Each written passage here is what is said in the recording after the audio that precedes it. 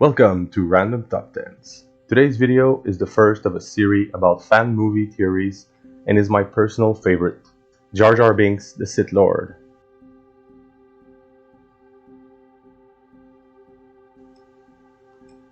What if Jar Jar Binks, the goofy character that had such a bad reception, was supposed to be the dark side equivalent of Yoda? Just like with Yoda, when we learn that his goofy joking persona is just a mask and that he is in fact a powerful Jedi. Jar Jar was supposed to be revealed in episode 2 or 3 that he is more than just a naive goofball, but in fact a master Sith in league with Palpatine. But after the backlash from episode 1, learning that Jar Jar was the ultimate bad guy of the entire saga could definitely ruin the series. So guess what? George Lucas backed out. This is the reason why Dooku seems like a rushed character with no backstory. He was written to cover the plot holes left.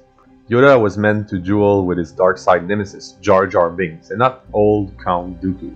In this video, we will see why this theory makes sense. First, a few quotes from George Lucas. When talking about Yoda, Yoda really comes from a tradition in mythological storytelling. Fairy tales of the hero finding a little creature on the side of the road that seemed very insignificant and not very important, but who turns out to be the master wizard or the master thing. The goal of the prequel was to match the general narrative of the original trilogy. So was that innocent creature found on the side of the road Jar Jar? It fit perfectly, but of course it never develops into a big thing. He also said that Jar Jar was his favorite Star Wars character and that the character was the key to the whole saga. And another quote from actor Ahmed Best after having heard of the theory: "It feels really good when the hidden meaning behind the work is seen, no matter how long it takes." George Lucas was inspired by Shaolin monks when he created the Jedis. There is also a kung fu discipline that matched Jar Jar perfectly, the drunken fist wushu. This discipline imitates aspects of a drunk person, but in reality the stumbling and staggering are using body momentum, deception, and unpredictability, meant to confuse opponents. Here are some examples of Jar Jar doing wushu. Jar Jar sweeps the legs and the wushu comparison. Jar Jar centering himself in preparation for a force jump and the wushu comparison.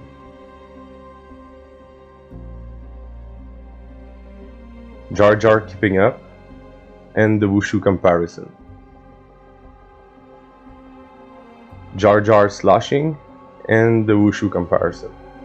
He then performs a 20-foot jump like Jedi and Sith do.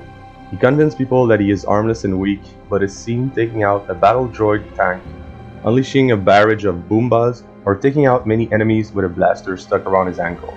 Is it simply dumb luck? In this scene from The Phantom Menace, Jar Jar botches his leap from the balcony and is stuck hanging, but a few frames later he is seen dropping from the completely opposite side of the balcony. It would seem pretty hard to do without a force jump or a force sprint of some sort. Take a look at the scene. You can even see the droid right behind the one that Qui-Gon killed being completely confused by Jar Jar. What are you shooting at? Jar Jar failed his jump on purpose and then performed a pull-up to land in an unexpected place to confuse the enemies. Kind of like Luke did in episode 3 and Obi-Wan did against Darth Maul. Now let's look at the Jedi mind control aspect of the theory. If you consider that we mostly hate the fact that Jar Jar influenced major plot points during the movies and messed with our sense of realism, why in the hell would two Jedi Masters on an important mission bring someone along as idiotic as Jar Jar? There's no way he could be made a general or let alone a senator, right? It's ridiculous. Or how could someone like Jar Jar convince the entire galaxy to abandon democracy? Jedi use hand waving when using mind control. So here are some examples from Jar Jar's political career.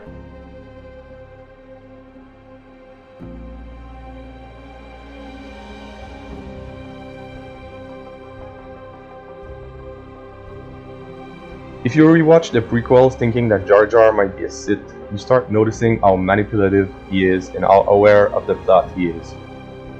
Like when he tricked the Jedi into traveling through the planet core so that they would need to bring him. He caused a scene so that they run into Anakin. He constantly mocked Qui-Gon behind his back when Anakin is watching so that Anakin learned to disrespect the Jedi authority. He tells an 8-year-old Anakin that the Queen is pretty hot, and more. So if you think for a second that Jar Jar is not an idiot, and that everything he did was planned, him and Palpatine are clearly co-conspirators. His actions in Episode 2 that helps Palpatine are not those of a dumb idiot, but of a partner.